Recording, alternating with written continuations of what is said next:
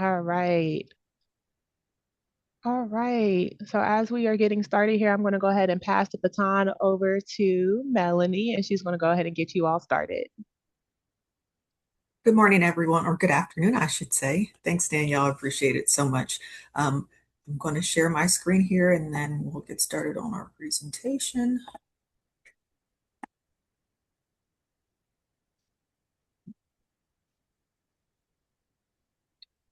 All right. Good afternoon. My name is Melony Bryant, and I am the Employer Outreach Advocate for the Ohio Bureau of Workers' Compensation. I tell everyone that the most important slide I'm going to cover in this presentation is the slide that you're currently looking at. And the reason for that is I've been in workers' comp for over 30 years. So generally, I can answer your questions without bouncing around to other people. So email is always the best way to get in contact with me. You shoot me an email, even if I'm out on the road traveling, I can usually look into that, research it for you, and get back to you in a timely manner. So please feel free to use me. And if there's nothing else you take from this presentation, take that you can call me directly. All right, so who are we as an agency? We are one of four monopolistic states in the country when it comes to workers' compensation. And when I talk about monopolistic, basically you either have workers' compensation coverage with our agency or you do not have workers' compensation coverage. So in the other states that are not monopolistic, you could go to a private insurance carrier and say, hey, write me a workers' comp policy. In Ohio, because we are monopolistic, all businesses who are required to have workers' compensation must get that coverage through our agency. And I'll talk a little bit more about some more of the details regarding monopolistic status.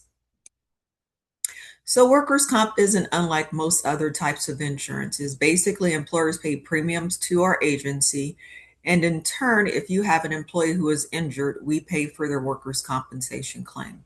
So we would pay for their indemnity, which is missed wages. We pay for their medical expenses, so doctor visits, prescription surgeries, physical therapy. Those medical expenses are also covered in their workers' compensation claim. And on this slide, you'll see a bullet that says no fault. A good example of no fault is John Smith is supposed to wear safety goggles every day. And today he goes, it's hot outside, they're fogging up, they're sweaty, I'm not going to wear them. And he doesn't, he continues working, and something flies into his eye.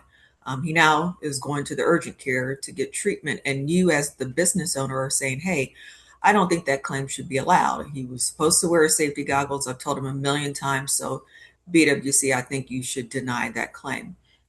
And you, as the employer, do have the option to appeal the claim for sure, but more than likely the claim would still be allowed.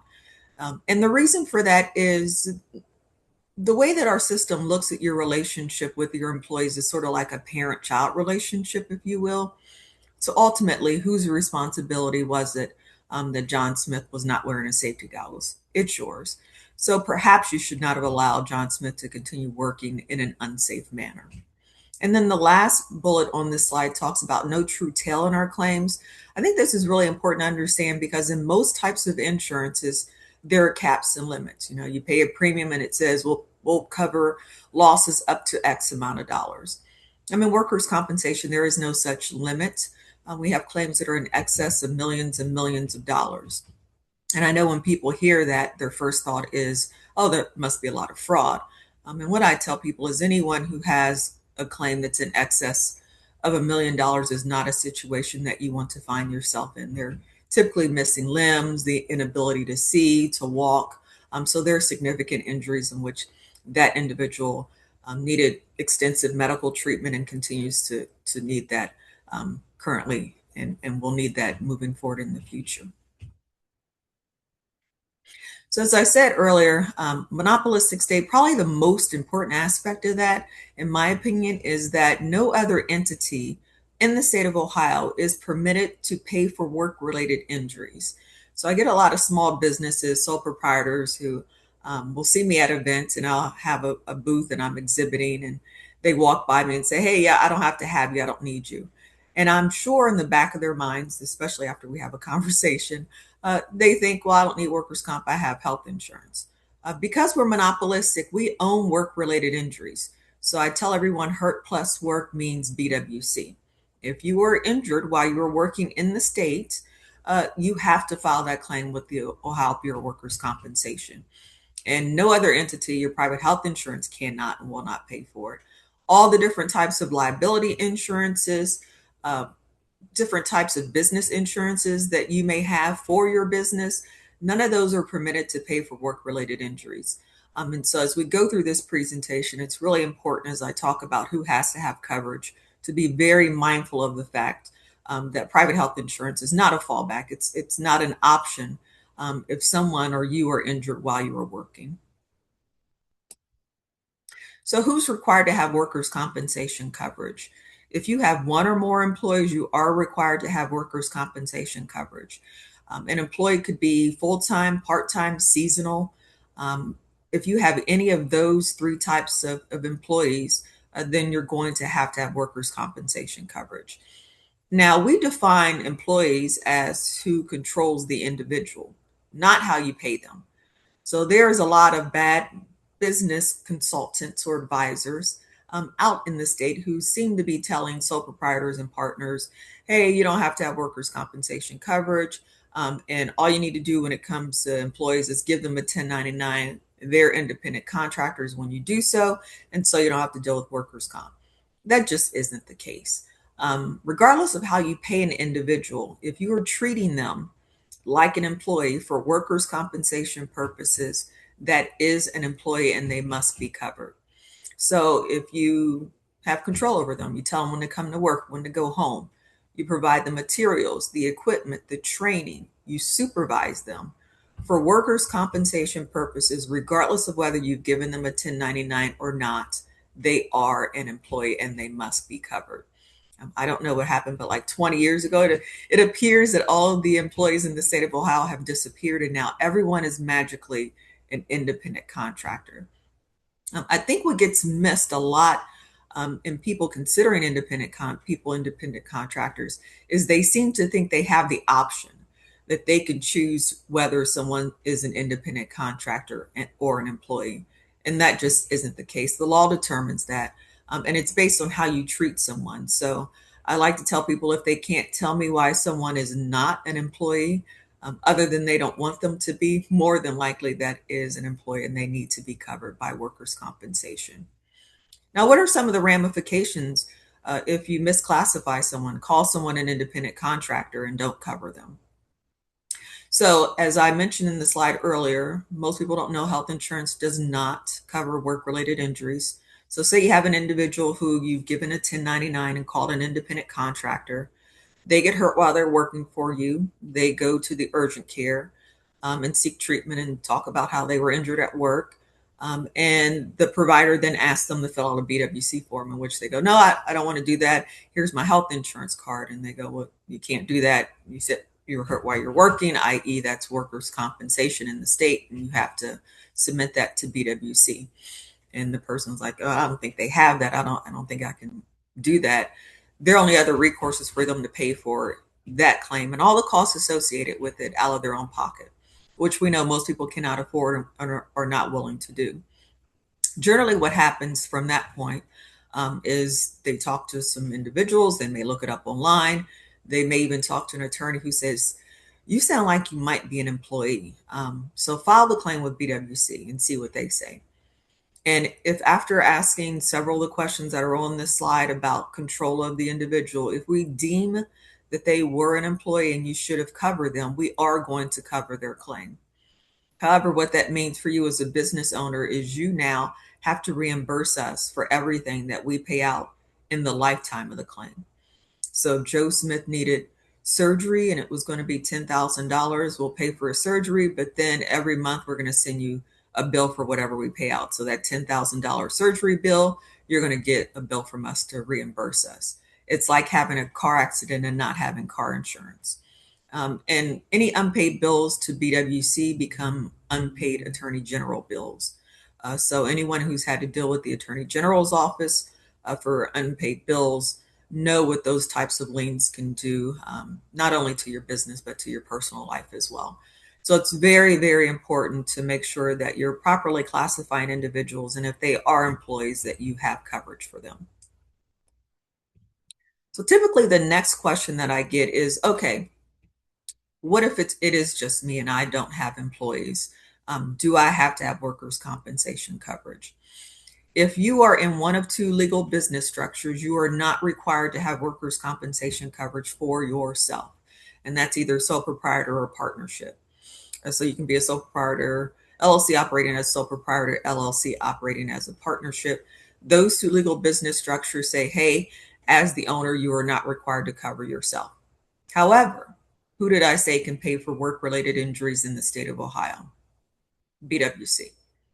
So for my sole proprietors who are consultants and sit behind a laptop all day, perhaps they don't need to get workers' compensation coverage for themselves.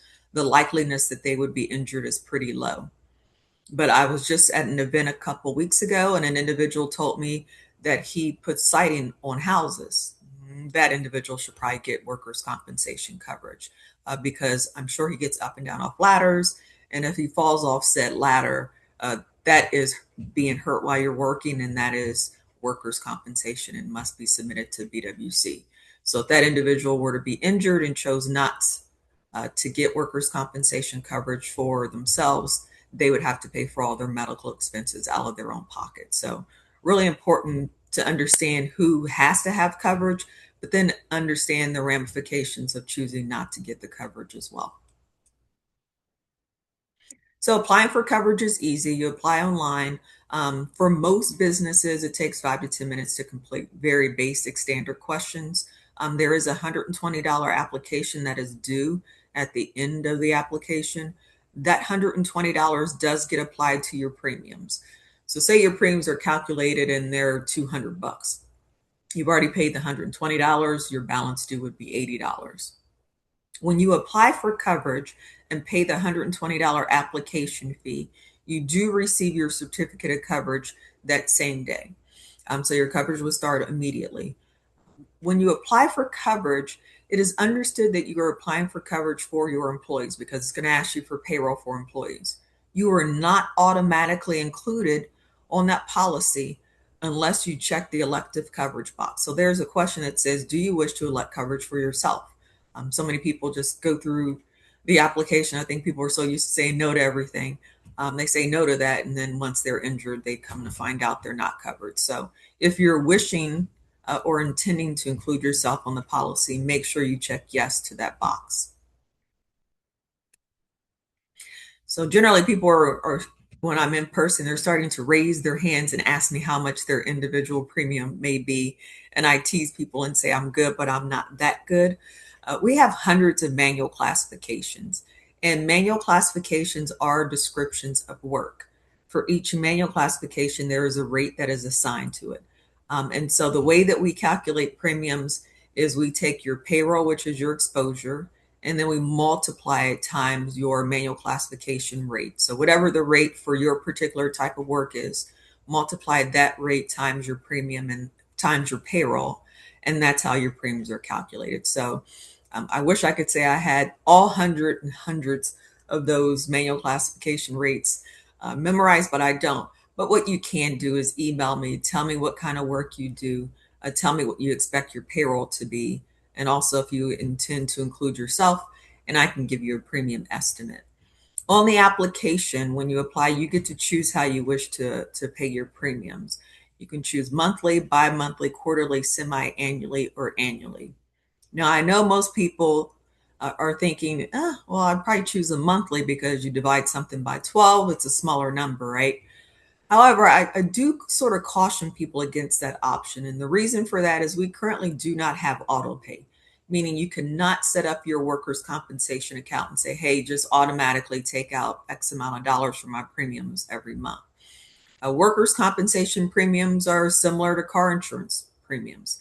If your premium is due today and you don't pay your premium until May, all those days in between is considered no coverage. And so any accident that would have occurred during that time, you would pay dollar for dollar out of your own pocket. So it's really important to make sure your premiums are paid on time so that you don't face a non-compliance and no coverage claims And you can change that throughout the year. Whatever you select on the application, sometimes people will choose quarterly and realize that's probably not the best for their business model and may select semi-annually or annually. But um, do caution yourself against the monthly option unless you have a system down in which you pay everything timely. So I know when I mentioned that we were monopolistic, you were probably thinking like, oh, great, that means we're antiquated, we're probably very expensive. Good news is that it's not the case. We are fifth cheapest in the country when it comes to workers' compensation premiums. And with this program, group rating, we are cheapest in the country. Anyone who is opening a new policy, it's a brand new policy, not buying an old business, is going to be eligible to receive a 53% discount in group rating. Now, with group rating, you do have to enroll with a TPA or a third party administrator. Third party administrators basically serve as your workers' compensation representative. Employees who have workers' compensation claims typically hire attorneys to represent them. You, as a business owner, can't afford to hire someone for every single workers' compensation matter. And so third party administrators serve as your service representative, if you will, when it comes to workers' compensation matters. BWC allows them to form group rating programs, so they basically lump similar businesses together in order to achieve a much better rate than you could on your own. We permit them to put these groups together. They submit the roster of the employers who are participating in that group rating program, and then we bill you at that according group rate. So a 53% discount is the highest that you could achieve. And pretty much anyone who is eligible for that program is in that program for obvious reasons. Now, keep in mind, enrolling in a group rating program with a third party administrator or TPA, they do charge a service fee. But what I found in my experience is the service fee is usually about 10% of the savings. So once you apply for a policy number and we give it to you, you're going to get inundated from calls from third party administrators asking permission to evaluate you for their group rating program. It's free for you to do so, and I do recommend that everyone at least get a couple of estimates to determine which group rating program they want to participate in. All right, next I want to talk about our substance use prevention and recovery program, or SUPER is how I'm going to refer to it moving forward. This program is great. Basically, we acknowledge that there are substance use issues in our society and obviously in the workplace, and that's something that typically causes an increase in work-related injuries. So we want to make sure that we keep workers' compensation costs as low as possible, but also be able to keep individuals in the workplace who may be dealing with the substance use issue. And so this is a program that will assist you as a business owner in doing so. So as we'll go through the slides, there are discounts that you can receive and reimbursements to participate, but most of our programs have the same requirements. You have to be in current status, meaning you can't be in lapse status, current on all your bills, and basically in good standing with BWC. So within this program, there are several different levels. In the advanced level, if you do certain types of drug testing, usually it's pre-employment, post-accident, and advanced, you also have to do random testing, you get a 7% premium reduction. Now that 7% is on top of the 53% discount that you could be receiving by participating in group rating. The basic level is same type of drug testing, except you do not have to do the random testing. And then a lot of individuals get into our comparable because they're required to bid on contracts. Anytime you're bidding on contracts, typically with local governments, state, federal government, they're going to require that you have some type of drug policy. And then there are individuals who will enroll into our program, not necessarily comply with all of the requirements of the advanced, basic, or comparable, but just submit invoices for us to reimburse them for quite a few of the drug policy expenses that I'm going to go through now. So basically, if you have a drug policy, there are lots of things that you pay for in order to have that policy. So I'm sure you did not construct your own drug-free policy, so you paid an entity to do that. We will reimburse you for the expense of that. Generally, you have to do annual legal update, because as laws around substances change, then your policy has to be updated, and someone charges you for that, will reimburse you for that. Whenever you have a policy, generally in order for it to be enforceable, you're also going to have to do some type of supervisor and employee training. An entity usually comes in and does that as well. We'll reimburse you for that. And then finally, if in your policy you have second chance language, and second chance language basically says after first positive test, we do not terminate. We obviously refer the individual to other resources and have some requirement about how they can re-enter into the business and as an employee. But if you have that, we also will reimburse you for the cost of your drug testing. So there are a lot of expenses in this program that can be easily reimbursed. And for anyone who doesn't even have a policy, you can see in order to get one, it would be pretty much free for you to do so. So definitely something you should look into. Next, I'm going to talk about our wellness program, Better You, Better Ohio. This is our only program that is more employee focused. So you as a business owner don't need to do anything at all except let your employees know about this wellness program. For anyone who isn't familiar with wellness programs, the goal of it is for individuals to be more mindful of their health. The more mindful that we are about our health, the better we do in trying to mitigate situations and circumstances that could lessen our healthiness. And in most types of wellness programs, you will see that there is a biometric screening that's done, which is a finger prick, get a drop of your blood. It tells you your good cholesterol, bad cholesterol, sugar levels, your weight, and your blood pressure is taken. So it's sort of like a snapshot of your health, if you will. And in the wellness programs, individuals receive incentives for participating.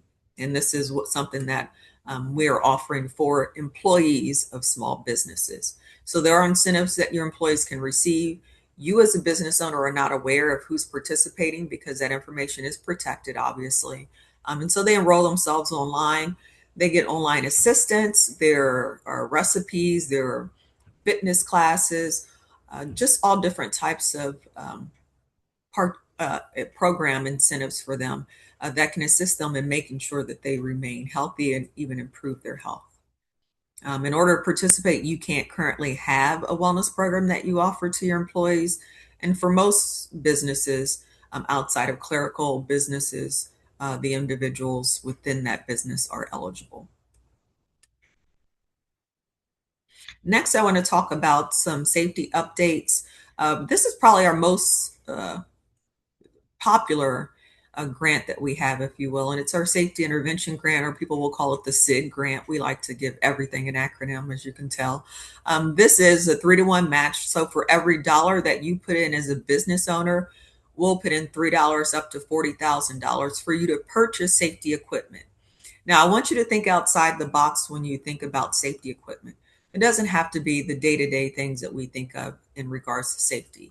If you need to purchase something and you can show us that by having this within your workplace, it will make your employees safer, cause them to have less accidents, then that's something that we would consider approving for the safety intervention grant. Everyone can now apply for that every year. We have individuals who have gotten 3 or 4 safety grants at this point in time. And the reason why it's important, why safety is important in workers' compensation is one of the ways that your workers' compensation claims or cost can go up is if you have workers' compensation claims. So just like car insurance, if I total my car every year, my automobile insurance premiums are going to be outrageous, right? Same thing happens for workers' compensation. If every day someone is falling off ladders and needing to go to the hospital and needing to miss work, you're going to see an increase in your workers' compensation costs. So safety is really important in order for you to continue receiving the discounts through group rating and in order to keep mitigating any increases in your workers' compensation rates. Our safety services division, I think, is our most underutilized division. Everyone who has a BWC policy has a safety consultant assigned to their business. And so that safety consultant, their job is to try and keep your workplace as safe as possible. They'll do trainings for you and your staff.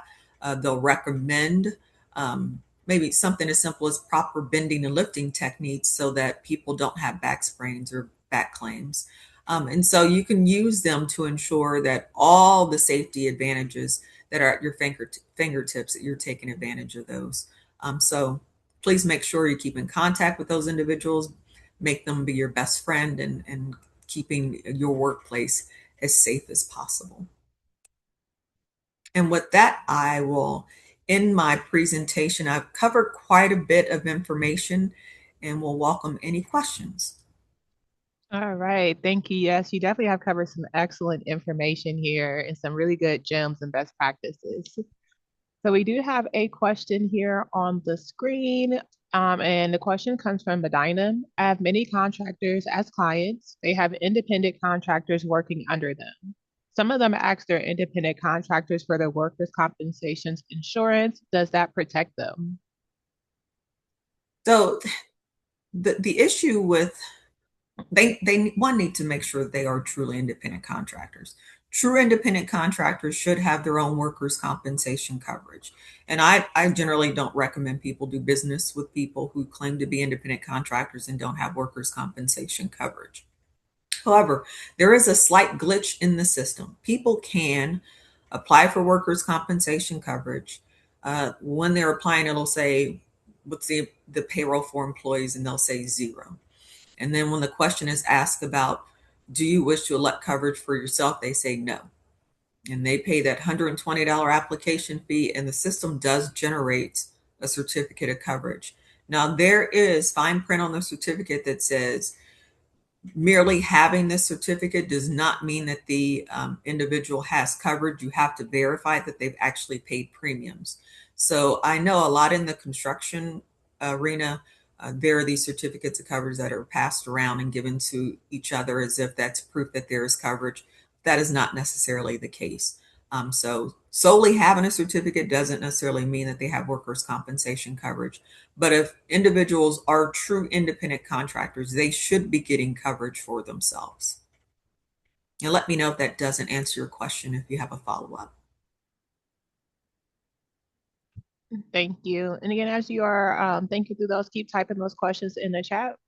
Melanie is here for you.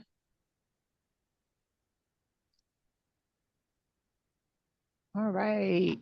Medina says thank you.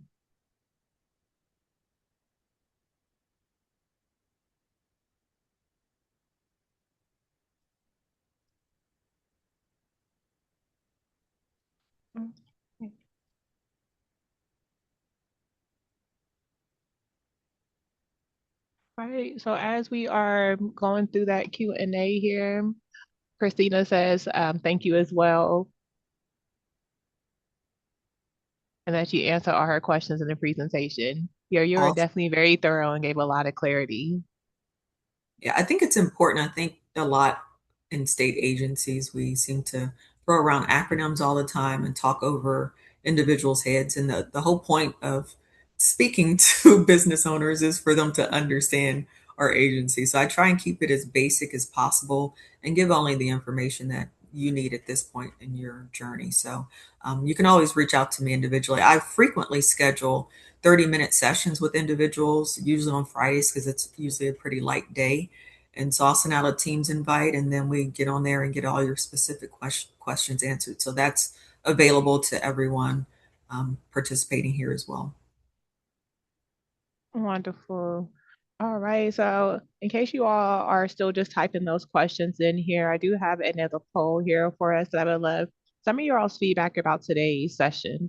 We want to know your thoughts and what are your future thoughts about some upcoming lunch and learn sessions. It's always important for us to catch this data so we can continue to meet you all with information that will be useful for you and your business.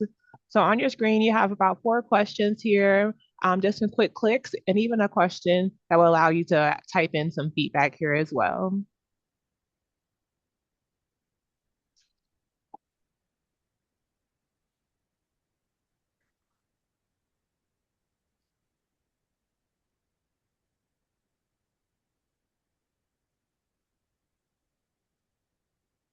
I think I have another question here. Absolutely. So for our guests that are online here today, you will be receiving a post-event email that will share the resources of how to connect with Melanie here in the Ohio BWC.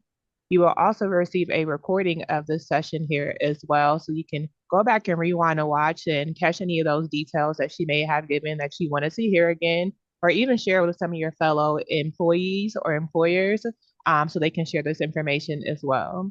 You'll receive an email that will also send you another survey in addition to some of our upcoming events here too.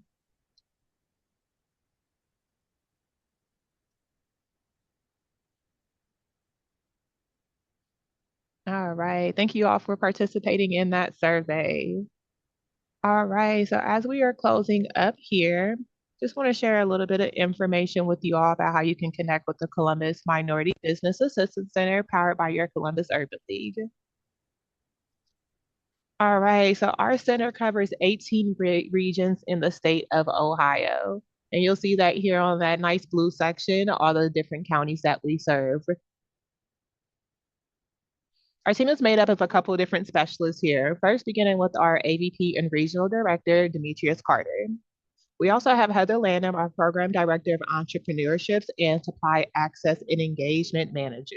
She's a lady you want to talk to if you're looking to secure some contracts or get some contract assistance or be prepared to win contracts and learn about contracts. Our Program Administrator, myself, Danielle Pierre, serve as the Program Manager over Certification and Outreach. Madison Lloyd, our certification and outreach specialist, Cherie Wallace, our business advisor, and Kool-Aid Ma Brown, our financial coach here. So we are equipped with a team here to help you support your business development, financial capacity, certification assistance, and our services are 100% free to you. Um, we are brought to you by the Minority Business Development Division. They are here, or why we are here today, supporting their mission of supporting and developing entrepreneurs and their businesses. Check out the QR code on your screen to learn a little bit more about their programs and what they offer. Next, if you want to continue to connect with Columbus MBAC, we are here Monday through Friday from 8:30 a.m. to 5 p.m. We are by appointment only. It's very important for us that our business owners who took the time out of their busy days to get that one-on-one help that they need with our counselors here. So if you can scan that QR code, it takes you directly to our page, our program page. You'll be able to complete the intake registration form if you are somebody who has not worked with the Columbus Impact Center. It's one of the first pieces of information needed to get started working on your business. From there, you'll receive a follow-up email in about 1 to 2 business days with a scheduling link to schedule an appointment with the advisor of your choice, or if it's multiple advisors, that is definitely okay. You'll also find our phone number and our email here on the screen too. All right. So as we conclude again, we thank you for spending another lunch and learn here with us. As a reminder, we are here every second and fourth Thursday of the month to bring you content just as we did here today. We hope that you enjoy the sunny day. It is definitely warmer here in the state of Ohio, and it looks like summer. So get out there, go for a walk, and enjoy your lunches. Have a great rest of your day, and we'll talk with you soon.